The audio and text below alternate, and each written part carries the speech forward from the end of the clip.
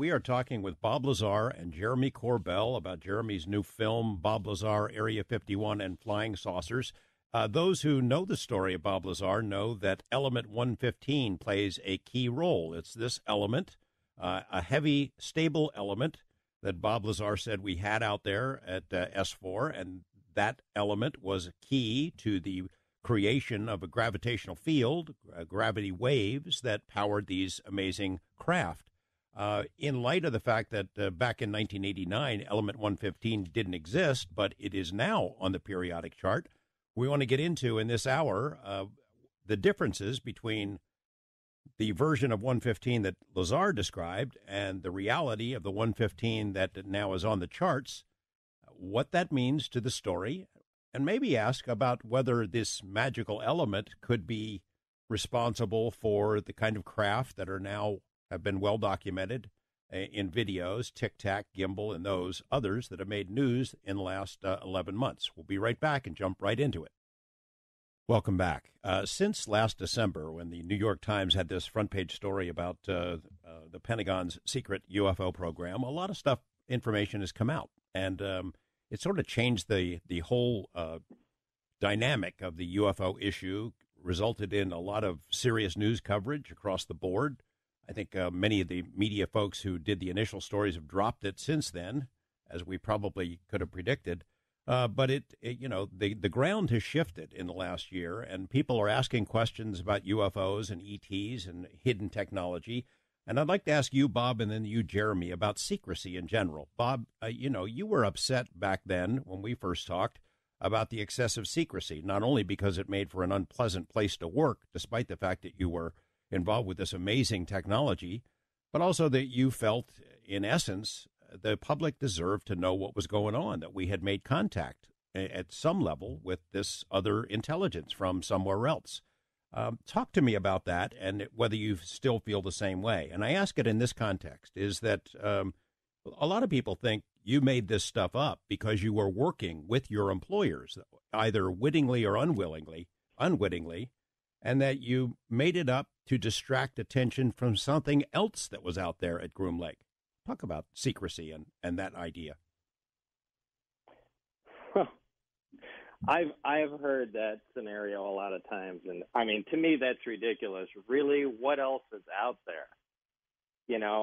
There's advanced aircraft and technology at Groom Lake, but it's nothing like what's at S4. That's why they made a separate facility for it. So I'm really going to have to push that aside because I'm sorry, that's ridiculous. Concerning secrecy, there's really two avenues of thought there, because you have to look at the weapon potential of this technology, and it's impressive. Because really, if you have a handle on this technology, you literally control the world, hands down. There's no defending against it. I mean, you win, period.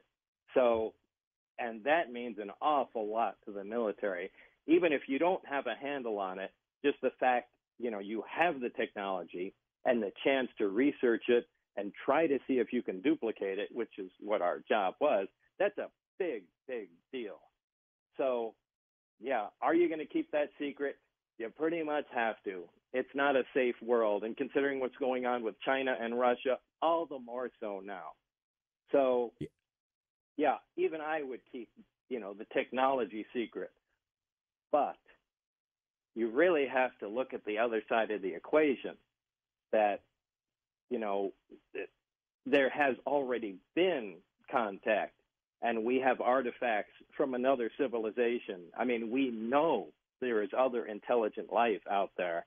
So there has to be, and maybe they just couldn't find a way to make a happy median of keeping, half of it secret and just letting everyone else know, what had happened. That we really do know that there is life elsewhere. So I don't know. It's difficult. I don't know how you would really separate the two, but I can see both sides of the coin myself. We've talked about the possibility that maybe you were shown this stuff and they were going to goad you or allow you or somehow manipulate you into releasing it eventually. It's kind of like a test balloon to see how the public reacted. And then they could yank it back. Here's a guy we can discredit if we want to, you know? Well, I was, I'm probably an easy guy to discredit, but really, I mean, as hard as it is to believe this, it wasn't all that organized. These guys were really fighting over themselves. They're trying to do it with, a group of researchers that is way too small. And, they're interfering with free discussion between them, which is where ideas and problems are solved. So the project, in my opinion, at that time was run very poorly. And there's no big master plan, we'll use Lazar as our puppet. And, it really wasn't like that. It wasn't nearly that organized. These guys were really scrambling just to come up with something because there had been so many failures before. And I think that even explains, why they got me. They're looking for someone that thinks out of the box, just to get some fresh ideas in there, a fresh mind, and see what they can come up with. We made some progress, but boy, I'd love to know where they are today. Jeremy, you've heard that story as well as you travel around and talk to people in the UFO field, and you read the harsh criticism of Bob's story. Still, that he was a pawn. He was telling something to distract attention from something else out there being tested in the desert, which I always laughed at. Is that, man, if that was your plan, somebody got fired over that, because as a result of saying there's flying saucers out there, every camera in the world, every news team came to that location, congressional investigators. Exactly. And to this day, 29 years later, there are people out in the desert with binoculars and cameras and telescopes looking for whatever it is that's flying around out there. Yeah, look, it's absolutely incredible what has happened since Bob and you lit the atomic bomb of the Lazar story. It has forever changed the landscape of how we see ourselves in the universe and the way that people think about UFOs and visitation. Bob is saying we have contact in some way, shape, or form. We have hardware. We have technology. And that not only did he work on it, he dismantled it. I mean, that's what he's saying. He talks, again, I'm talking like you're not here, Bob, but he talks softly and he talks gently. But what he's telling you is huge. UFOs is no longer a matter of belief. That is a data-poor perspective. You haven't looked at the evidence. And I would say same with Bob's story. Look, it's either true or it's not true. And that's going to be up to you to decide you have the right data to look at. So part of making this film was to be able to show you a little bit more intimately and with new and information and details for the hardcore people that follow this stuff, like it's not real life, but it is real life. And so you're going to see in this film, a very intimate look at a very private person, I'll have to say, Bob. Bob is extremely private, so thank you for allowing me to spend time with you, and it's been fun. But really, the goal here is, the consensus reality. People need to catch up. They need to hear what is being said. They need to judge it with their own intellect. They need to be skeptical because that's the only way they're going to arrive at a real conclusion. But it's got to be done. So we need to get rid of the false arguments, the fake news about Bob Lazar, the repeated, parroted BS things that people have said for over 30 years because they have been unopposed, because Bob doesn't make the time to oppose that. All of that needs to go away. And people need to hear the story. And they need to judge for themselves. And really, I hope that's what we do. Sorry if I'm passionate about it, but guess what? Got a little pent-up energy here. I am passionate about this. This is what got me started in it. I'm interested in this. And so Bob's telling you a story, and you judge for yourself whether or not you believe it. But take the data in. Look at the evidence. Well, we'll come back to what new details you were able to dig up to support Bob's story and to take it further a little bit later. I want to return to Bob and talk about a key part of his encounter or his account, and that is element 115. Bob, can you give me a synopsis of element 115 and how it works, and why the element 115 that you saw is different from the one that has since been created in a lab? Sure. Element 115 is what you would call the fuel that propels the craft. It doesn't burn like a conventional fuel. It's used more like an atomic fuel. And really, to cut quickly to the second part of the question, which I think is more important, I mentioned element 115, which was theorized, way back, in the 60s, maybe even the 50s, that there could be some elements that are stable, higher up in the periodic chart. And for those who aren't that familiar with chemistry, that, the chemical elements, once they reach 92, they become like uranium, plutonium. And the heavier the element, the shorter half-life they have. They literally disintegrate. They emit radiation, they fall apart. And the heaviest element only survives for milliseconds or even fractions of that, and they disintegrate. Well, it's been theorized that there might be, an island of stability, a few elements that higher up could just suddenly become stable again and then become unstable as they get heavier.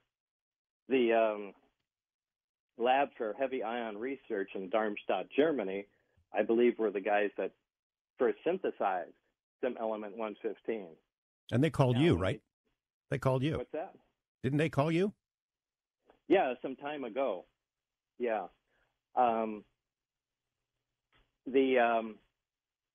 The element they created was element 115, and it decayed immediately, meaning it was unstable. Unlike what I said was a stable element that powered the craft. Now, when you make an element, in an accelerator, you don't make visible amounts of it. You make just atoms of it. You take atoms and you accelerate them, usually fractions or pieces of atoms, at high speed in opposite directions, and smash them together, and then you may get a couple atoms of a new element that fly off at relativistic speeds that are close to the speed of light, and detectors pick them up for a flash of a second, and you go, that was element 115. So it's not like they're making element 115 and they have a little thimbleful of anything. We're talking about just atoms. But they can tell that those atoms, by alpha emissions or other methods, that it decays quickly. The material in the craft, as I said, was stable. But this is a normal thing, and a lot of people have a point of contention about this. They go, look, you said element 115 was stable. They made it, and it wasn't. Look, all elements have stable and non-stable versions of them. Take the element hydrogen that we are all familiar with. A light gas, like helium, flammable, completely stable. But there's two other isotopes of hydrogen. They're both hydrogen. All of them are element number 1. There's hydrogen 2 and 3, and the hydrogen 1 we're familiar with. Now, they give them names. Hydrogen 1, the hydrogen we're always familiar with, is called protium. Hydrogen 2 is called deuterium, and hydrogen 3 is called tritium. Well, hydrogen 1, the hydrogen we're familiar with, we know is stable. Hydrogen 2, deuterium, is also stable. It's used in heavy water and nuclear reactors. It's kind of a weird thing by itself. Hydrogen 3 is a radioactive version of it. I mean, take the element cesium. That has, over 20 different isotopes. So, all elements have versions of them that are stable and not stable. And it's just a matter of plugging the correct amount of neutrons into the atom as to whether you get a stable or unstable one. So if they continue to experiment making with element 115, I'm sure eventually they'll come up with other isotopes, and they will, happen upon the stable one that powers the craft.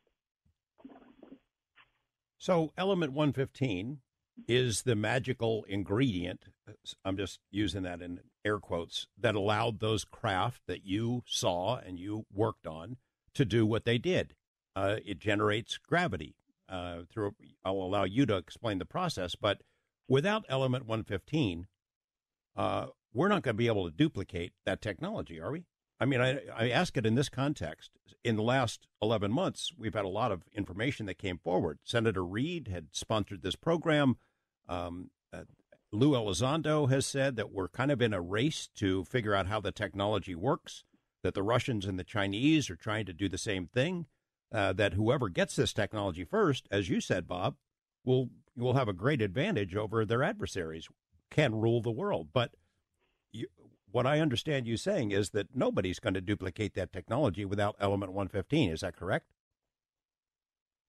Well, I mean, I can't say that for sure. I don't know every way possible, to generate your own gravitational field.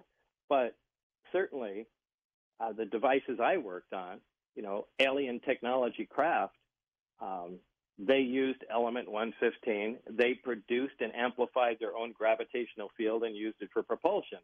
Now, maybe there's another way to produce it. I don't know. I would imagine if there was an easier way to do it, they would have used it. But as far as I know, if you're not using element 115, you're not going to be, producing a system that operates like that. And a lot of people say, well, so you have a magic element that just produces. Look, it's similar to the discovery of radium. When the Curies discovered radium, it was a magical thing. The thing produced, radiation, copious amounts of it that they didn't even know about. It sat there and glowed in the dark, and they thought this was just magic. This is just an element that has a weird quirk to it, and there are plenty of elements that have really unique properties to them. But this really does something unusual to gravity. And the way the reactor works in the craft, it allows you to take the base wave, the base energy from the element, the fuel, and amplify it and use it to propel the vehicle. Now, I've heard of some stories. I think Tom DeLonge even, I've seen some emails or something that he had a group trying to work on a faster-than-light craft or something like that. I don't know if you've seen that. But I don't know. I find it really hard to believe anything can be done without using that material. Jeremy, you took a deep dive into the pursuit of element 115 and what physicists would say about it. I know a lot of the UFO physicists are pretty hard on the whole idea and dismiss it with a wave of a hand without really looking into it. But you've found some that have different opinions, right? I didn't find some that have different opinions. The UFO, people that look into the physics, they're absolute idiots. I'm sorry. Bob is right. You are wrong. I called around the world, from Russia to San Francisco to Washington, D.C. I called around the world, and I talked to physicists, particle physicists. Bob, I didn't even really tell you all of this. When people thought I was talking about UFOs, I would often get shut down. But there were people that would go deep with me into this, and the consensus across the board is that we cannot rule out a stabilized version of element 115. What Bob has been telling you from day one, that there are different isotopes. People try to say, element 115 was created, and that proves Bob's story. And Bob's like, that doesn't prove my story. No. I'll tell you what, Jeremy, I'm sorry to interrupt. We're going to have to pick this up on the other side of the break, talking with Jeremy Corbell and Bob Lazar. Talking with Jeremy Corbell and Bob Lazar about element 115. That part of the conversation continues in a moment. But coming up, we're going to hear from a physicist, a guy with bona fide credentials as a physicist, PhD from MIT, who worked with Bob Lazar, verifies that he worked where he says he worked, and that he was employed by the U.S. government as a physicist. We're going to hear directly from him as we continue our conversation in a moment here on Coast to Coast AM. Jeremy Corbell, before the break, we were talking about element 115 and the conversations you had with other physicists who were not told about Bob Lazar or the context, I think, of the question. What did they tell you? Yeah, so basically I called around and tried to really deeply understand this whole isotope and element thing. And, Bob would explain it to me, but I needed, every kind of opinion. And, here's the deal. When people would get ticklish if I was talking to them about UFOs, I said, look, I don't want to talk about UFOs. I want to talk about hardcore physical science. I just want to understand about elements, isotopes, and about stability and what that means. Like, what is a usable half-life, that kind of thing. And, wow, after all of this, I have to report in that, look, a lot of people don't want to go on camera and that kind of thing. Across the board, they're telling me that we cannot rule out a stabilized form of element 115. It depends on the isotopes. It's exactly what Bob told us, all along the way. So you get these kind of armchair physicists who don't even have PhDs coming forward, and they're saying, oh, Bob's not telling the truth, and they're twisting it, and they're distorting reality. The reality is, if you're a scientist, if you're a physicist, you know better. And the truth is, we cannot discount a stable form of 115. So everybody's just got to deal with that. Bob, I remember this was way over my head when we started the conversation, still is. It's gravity. We don't really understand gravity, at least we didn't back then. You would explain to me element 115, antimatter reactors, things of that sort, and sort of how it works. A lot of what you said, including the 115, wasn't a reality back then, but scientists have learned a lot about gravity since then that sort of goes along with what you said, or does it directly go along with what you said?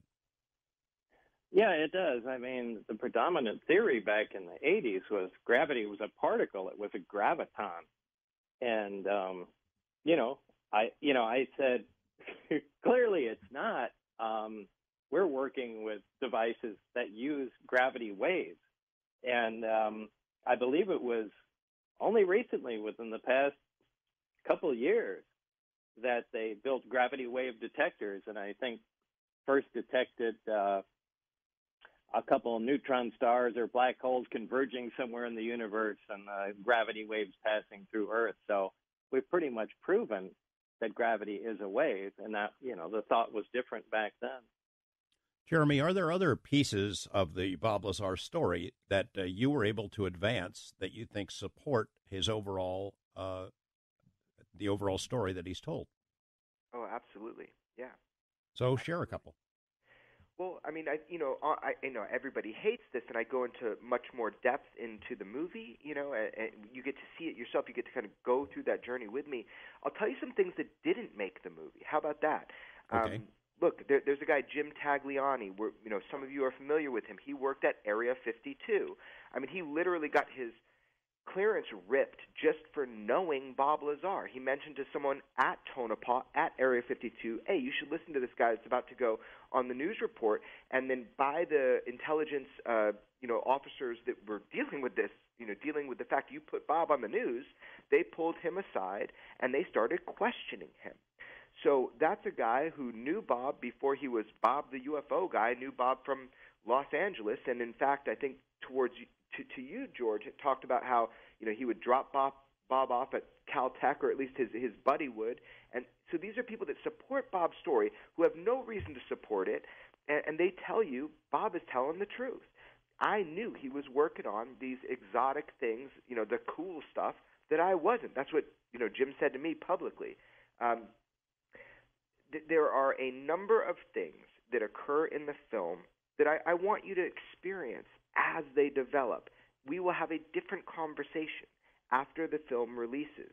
But yeah, there are many things that Bob has said over the years, one of which I'll tell you then, okay? So after 30 years, Bob was always saying that there was a guy who did, security clearances, a guy named Thigpen, right? So Bob already told you he had a Q clearance, but there was a guy named Thigpen who was doing clearances for the base at that time. Majestic clearance. What's that?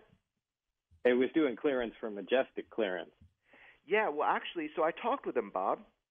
So after 30 years, George called him out on the news, and he wouldn't pick up anybody's calls. I got a hold of him. I got a hold of him after 30 years.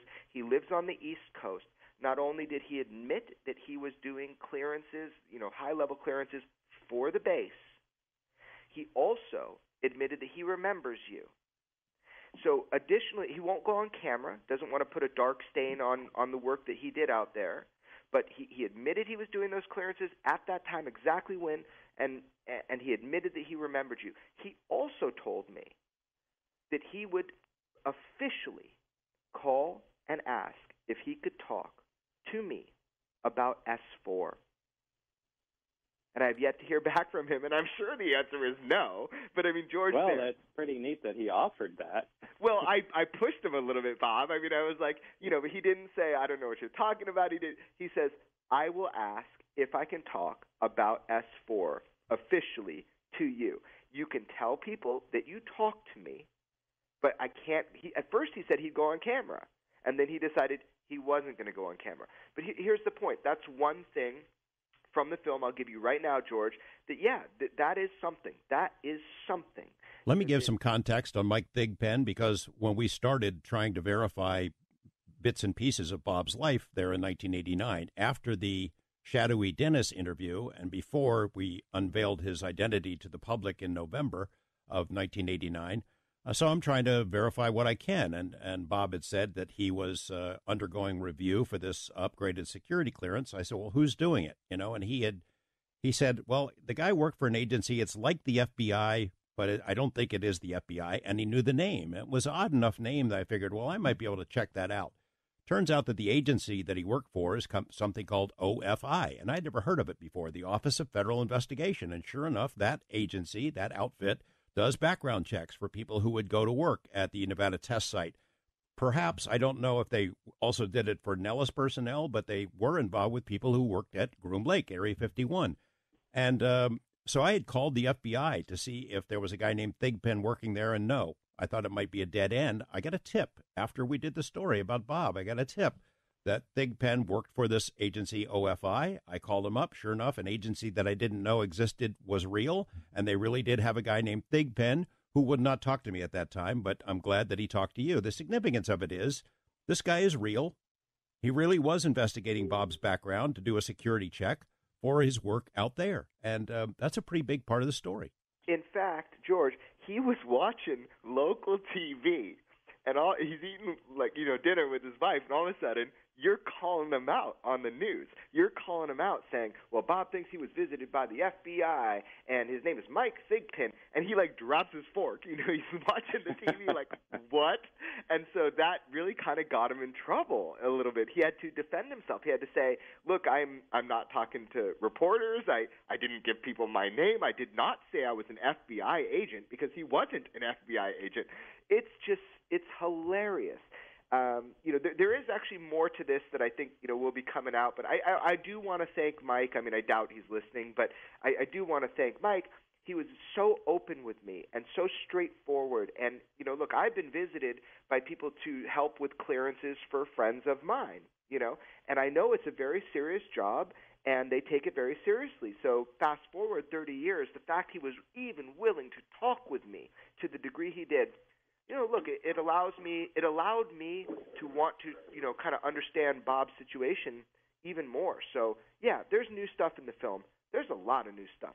And but the focus is really just trying to understand this story from a rational, logical, clear perspective where you're able to look at it and understand the big picture, which, Bob, I don't even think you've hit yet tonight. And I think it's so important. Where did these craft come from? How long have we had them? At one point you told me, maybe they were ancient. Can you talk about that a little bit? Yeah, that's my gut feeling from hearing little mutterings here and there. Now this is my own personal opinion, so don't cast this in stone. I believe that these were part of some sort of archeological dig.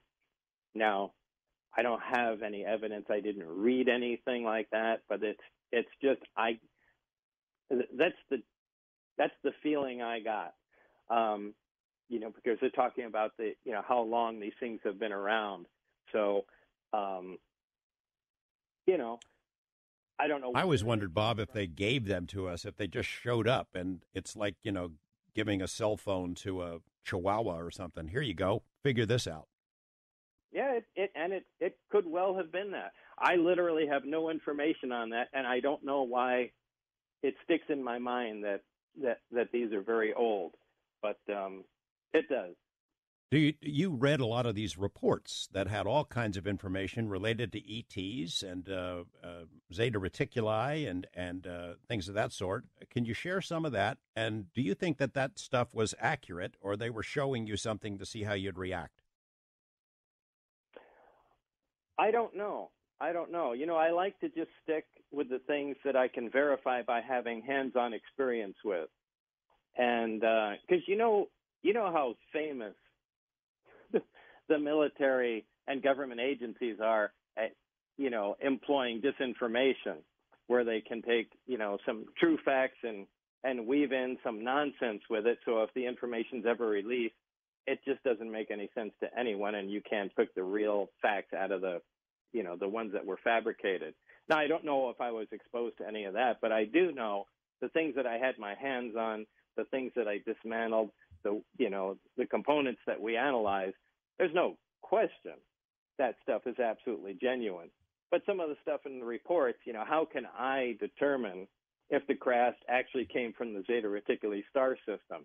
That's a star system that's only visible from the southern hemisphere. It's about 30 light years away. I have no way to verify that. It was just in some reports. But like I said, I prefer to stick with the things that I know for a fact, as opposed to, making some sort of educated guess on the other information. In this facility, S4, inside the side of this mountain, these 9 hangars, 9 different craft, as if they had the variety pack you once told me.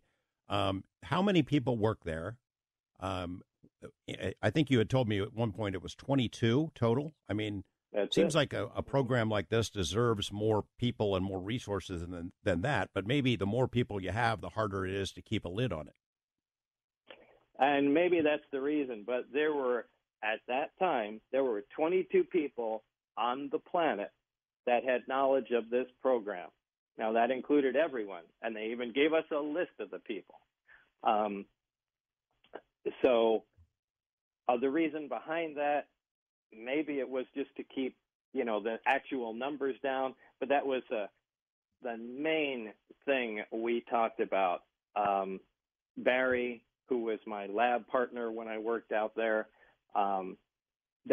we were always complaining about the absence of free discussion and the limited number of people. And any time we would say we need a specialist to bring in somebody that knows, about, something about whatever we were working on, whatever component at that time. Anytime we wanted any additional, help as far as, people, it was always turned down and scoffed at.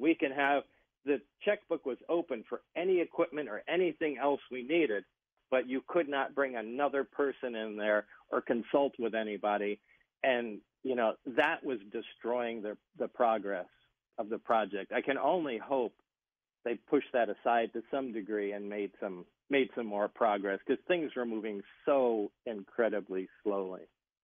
The one name we had from that time period back then was your supervisor. The name he gave you was Dennis Mariani. I can't tell you how many hours, days, months I've spent trying to find Dennis Mariani. Now, back before the internet was so common and social media was so common, it was a lot harder to make those kind of searches. We did find a Dennis Mariani who was tracked to a little town, a post office box in Southern California, a town that's very close to Edwards Air Force Base, and I thought we were on the trail. There have been some other leads that have been pursued, but Dennis Mariani, as far as we know, has not surfaced, nor anybody else of the 22 people who knew about that program out there. Jeremy, you took a stab at that as well, right? Oh man, yeah. I mean, look, I can only imagine what you've gone through, George. I mean, I've called every Dennis Mariani in America and beyond. I mean, I've talked to people who were farmers named Dennis Mariani. I was like, "Are you sure?" I'm like, "Look, man, you could just talk to me. I'm a filmmaker. I'm cool, man. Don't worry about it." I mean, I have tried. Like, I found a Dennis Mariani. I showed Bob the photos, and with Bob, it's like it's immediate. It is absolutely immediate. If I show him a picture of Thigpen, right, it's like boom, yeah, that's the guy. But with the Mariani thing, he's looking at it. I found him a Mariani guy that was like racing on dry lake beds, jet cars. I mean, he's like, that is a cool car, but that's not Mariani. Nice try, So that's what I enjoyed about this process. I mean, I call people up, I talk to them, and Bob is the first to debunk anything. He is the most skeptical about UFOs, about anything.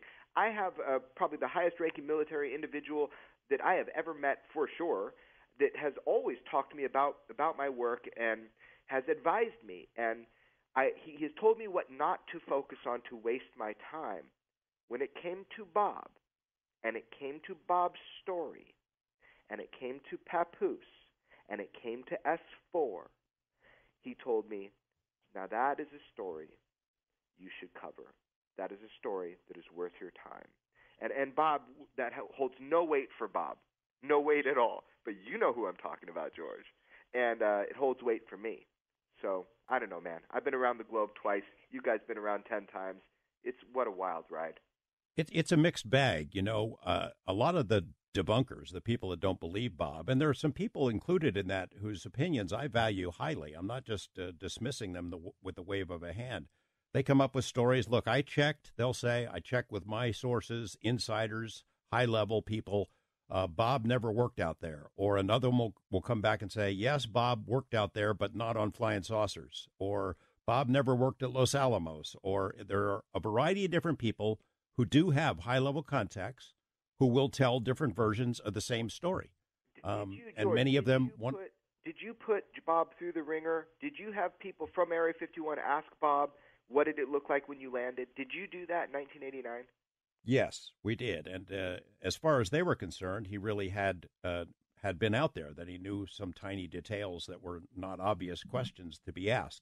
I don't know what kind of weight that has, though. It's the same as these unnamed sources who tell you or me or some of the sources that I have that Bob is not telling the truth. You have to lump it all together there. We have 1 hour remaining in our conversations with Bob Lazar and Jeremy Corbell. Bob, I'm not sure if you're sticking around, but at some point in the next hour, we're going to open up the phone lines, and we still have to hear from the physicist who verified at least part of your story.